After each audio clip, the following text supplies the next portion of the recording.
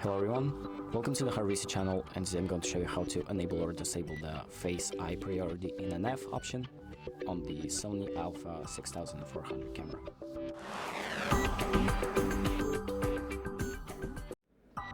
So the first thing that we're going to do is open up the settings by pressing the menu button, and then we're going to go to this camera section, so this first red camera section, and then go to page number 6.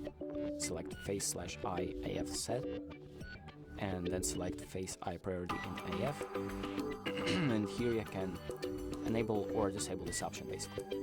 So once you've selected the option that you want, it will just take you back to your viewport. So that's about it. Thank you for watching. I hope this video helps, and make sure to like and subscribe.